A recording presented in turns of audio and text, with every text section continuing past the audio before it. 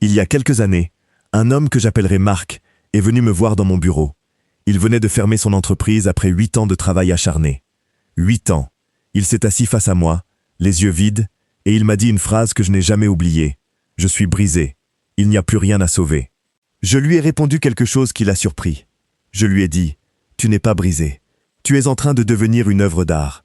Il m'a regardé comme si j'étais fou. Et pourtant, 3 ans plus tard, cet homme dirige aujourd'hui une entreprise 3 fois plus grande que la précédente. Et il me dit encore aujourd'hui que le jour où son entreprise s'est effondrée est le jour le plus important de sa vie. Comment un échec total peut-il devenir le point de départ d'une réussite encore plus grande? La réponse se trouve dans un art japonais vieux de plusieurs siècles. Un art qu'on appelle le kintsugi. Aujourd'hui, je vais t'expliquer ce qu'est vraiment le kintsugi, pourquoi il va changer ta façon de voir tes échecs, et surtout, comment l'appliquer concrètement à ta vie. Reste jusqu'à la fin, parce que je vais te donner un exercice qui a littéralement transformé la vie de dizaines de personnes que j'ai accompagnées. Avant de commencer, laisse-moi te dire une chose. Depuis plus de 10 ans, j'accompagne des personnes dans leur développement personnel et professionnel. J'ai côtoyé des gens qui ont tout réussi, des entrepreneurs qui ont bâti des empires, des athlètes qui ont remporté des médailles, des artistes qui ont rempli des salles. Mais j'ai aussi côtoyé des gens qui ont tout perdu. Des faillites, des divorces, des dépressions, des rêves brisés en 1000 morceaux. Et tu sais ce que j'ai découvert en observant ces 2 types de personnes pendant toutes ces années? Ce n'est pas l'absence d'échecs qui distingue ceux qui réussissent de ceux qui échouent. Non, c'est ce qu'ils font avec leurs échecs. Les personnes qui réussissent vraiment, sur le long terme, ne sont pas celles qui n'ont jamais chuté. Ce sont celles qui ont appris à transformer chaque chute en matière première pour construire quelque chose de plus solide. Et c'est exactement ce que le kintsugi nous enseigne. Alors, qu'est-ce que le kintsugi, concrètement? Le kintsugi, ça signifie littéralement « jointure en or » en japonais. C'est une technique artisanale ancestrale qui consiste à réparer un objet en céramique cassée. Un bol, une tasse, un vase. Mais attention, ce n'est pas une réparation ordinaire. Quand un artisan répare un objet avec le kintsugi, il n'essaie pas de cacher les fissures. Il ne les dissimule pas. Il ne fait pas semblant que rien ne s'est passé. Au contraire, il mélange de la laque avec de la poudre d'or, d'argent ou de platine, et il l'applique précisément le long de chaque fissure. Résultat, les cicatrices de l'objet deviennent visibles, brillantes et même magnifiques. L'objet cassé ne redevient pas un objet neuf. Il devient un objet unique, avec une histoire, avec du caractère, souvent plus précieux et plus beau qu'avant sa cassure. La philosophie derrière le kintsugi, c'est que la rupture et la réparation font partie intégrante de l'histoire d'un objet, plutôt que quelque chose à cacher ou dont il faudrait avoir honte. On ne jette pas ce qui est cassé, on ne le camoufle pas non plus. On célèbre la trace de la casse comme une preuve de résilience. Et maintenant, imagine si on appliquait exactement cette même philosophie à ta vie.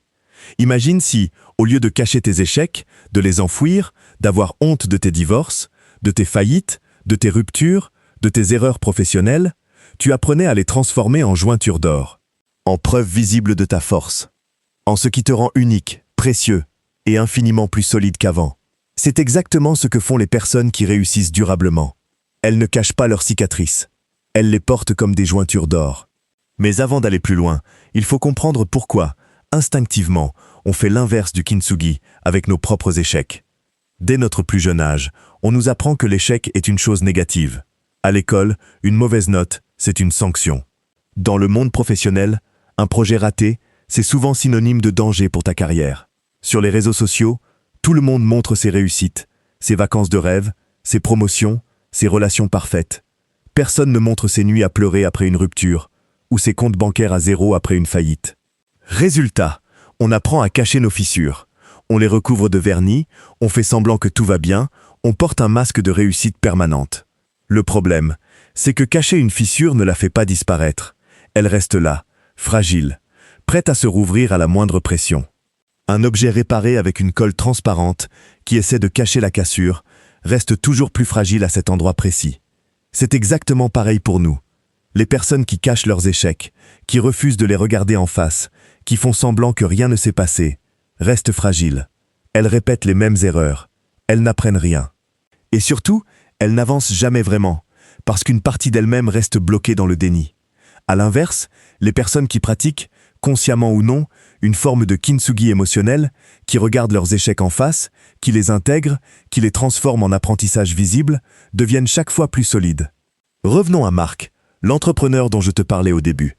Quand son entreprise a fermé, il traversait ce que j'appelle la phase du bol brisé au sol. Cette phase où tu regardes les morceaux de ta vie éparpillés autour de toi, et où tu te dis que c'est fini, qu'il n'y a plus rien à faire. La première chose que je lui ai demandé, ce n'est pas « comment vas-tu rebondir ?» c'est « qu'est-ce que cet échec t'a appris sur toi-même que tu ne savais pas avant ?» Il a mis du temps à répondre, mais petit à petit, on a identifié ensemble les fissures précises de son parcours. Il avait mal géré sa trésorerie parce qu'il avait peur de parler d'argent. Il avait recruté les mauvaises personnes parce qu'il avait peur de dire non. Il s'était épuisé parce qu'il pensait que demander de l'aide était un signe de faiblesse. Chacune de ces fissures, une fois identifiée, est devenue une jointure d'or. Dans sa nouvelle entreprise, il gère aujourd'hui sa trésorerie avec une rigueur qu'il n'avait jamais eue avant. Il a appris à dire non. Il s'est entouré d'un mentor et d'une équipe solide, parce qu'il a compris que demander de l'aide, c'est justement ce qui rend fort. Son échec n'a pas disparu, il ne l'a pas caché, il l'a transformé en la structure même de sa réussite actuelle. C'est ça, le kintsugi appliqué à la vraie vie. Maintenant que tu comprends la philosophie, je veux te donner 3 principes concrets pour appliquer le kintsugi à tes propres échecs. Ce sont les 3 principes que j'utilise avec toutes les personnes que j'accompagne. Premier principe, ne cache pas la fissure, regarde-la. La première étape, c'est d'arrêter de fuir. Beaucoup de gens, après un échec, se jettent immédiatement dans l'action pour ne pas ressentir la douleur. Ils enchaînent les projets, les distractions, les nouvelles relations, sans jamais s'arrêter pour comprendre ce qui s'est réellement passé. Le kintsugi nous enseigne l'inverse. Avant de réparer, l'artisan observe. Il prend le temps d'étudier chaque morceau, chaque fissure, pour comprendre exactement comment les pièces s'articulaient entre elles. Prends le temps de t'asseoir avec ton échec. Pose-toi des questions honnêtes. Qu'est-ce qui s'est vraiment passé? Quelle était ma part de responsabilité? Qu'est-ce que je n'ai pas voulu voir avant que ça n'explose? Cette étape n'est pas confortable, mais c'est elle qui empêche que la même fissure ne se reproduise plus tard. Deuxième principe, choisis consciemment ton or. Une fois que tu as identifié tes fissures, il faut choisir ce que tu vas y mettre. Dans le kintsugi, l'artisan choisit délibérément l'or, le métal le plus précieux, pour souligner la cassure plutôt que de la cacher avec un matériau discret. Toi aussi, tu dois choisir consciemment ce que tu vas tirer de ton échec. Ce choix n'est pas automatique. 2 personnes peuvent vivre exactement le même échec. Un licenciement, une rupture amoureuse, un échec scolaire, et en tirer des leçons complètement différentes. L'une va décider que cet échec prouve qu'elle ne vaut rien.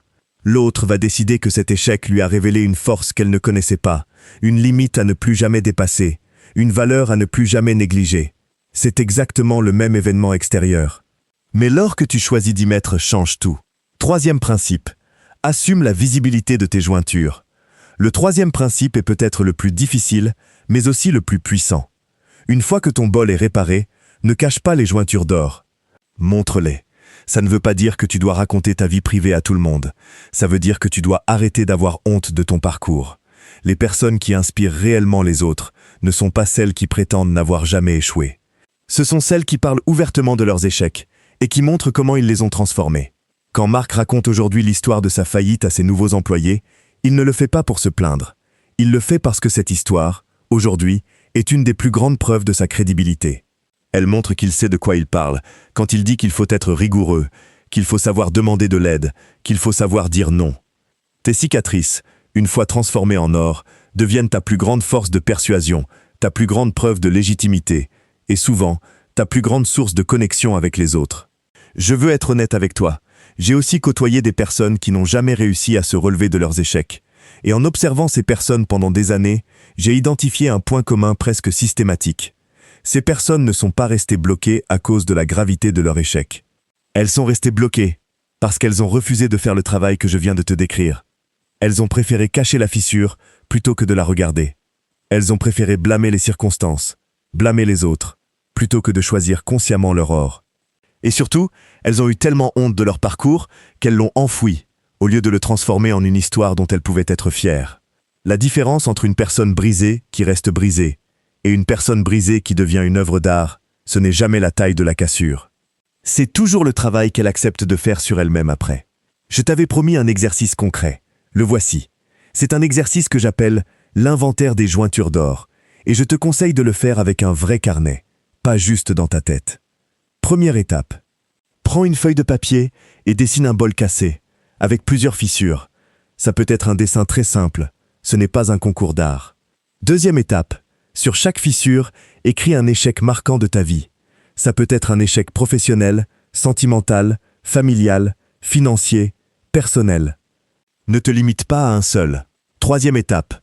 Pour chaque fissure, écris une réponse honnête à cette question. Qu'est-ce que cet échec m'a appris sur moi-même? Et comment est-ce que je l'utilise aujourd'hui? Ou comment est-ce que je pourrais l'utiliser pour être plus fort? Quatrième étape, la plus importante. Colorie chaque fissure en doré, physiquement, avec un stylo doré si tu en as un. Ce geste peut sembler symbolique, presque enfantin, mais il a un impact psychologique réel. Il ancre dans ton cerveau l'idée que ces fissures ne sont pas des zones de honte, mais des zones de valeur. Fais cet exercice une fois, et reviens dessus régulièrement, chaque fois qu'un nouvel échec survient dans ta vie. Avec le temps, ton bol va se remplir de fissures dorées. Et plus il y en aura, plus tu réaliseras à quel point ton parcours est unique, précieux, et impossible à reproduire par qui que ce soit d'autre. Je veux terminer avec une dernière image. Un bol kintsugi n'a jamais pour objectif de redevenir un bol neuf. Ce n'est même pas souhaitable. Un bol neuf, sans histoire, sans cicatrice, est un bol comme des millions d'autres. C'est un bol qu'on peut remplacer facilement. Un bol kintsugi, en revanche, est unique au monde. Personne d'autre n'a exactement ces fissures, à ces endroits précis, réparés de cette manière précise. C'est ce qui fait sa valeur inestimable. Toi aussi, tu ne redeviendras jamais exactement la personne que tu étais avant ton échec. Et c'est une excellente nouvelle. Parce que la personne que tu deviens après avoir intégré tes fissures, après les avoir transformées en jointures d'or, est infiniment plus précieuse, plus solide et plus unique que celle que tu étais avant. Alors la prochaine fois que tu traverses un échec, que ce soit une rupture, une faillite, un rejet, une erreur que tu regrettes, je veux que tu te souviennes de cette image du bol kintsugi. Tu n'es pas en train de te briser, tu es en train de devenir une œuvre d'art. Si cette vidéo t'a parlé, dis-moi en commentaire quel est l'échec de ta vie que tu es prêt à transformer en jointure d'or aujourd'hui. Je lirai vraiment chaque commentaire et je répondrai personnellement à plusieurs d'entre vous. Si cette vidéo t'a apporté de la valeur, abonne-toi à la chaîne, active la cloche et partage-la avec quelqu'un que tu connais, qui traverse actuellement une période difficile. Il en a peut-être besoin aujourd'hui plus que jamais. Je te retrouve très vite dans une prochaine vidéo pour continuer à transformer, ensemble, chaque obstacle en tremplin. Prends soin de toi et surtout, n'oublie jamais, tes fissures ne sont pas ta faiblesse, elles sont ta signature.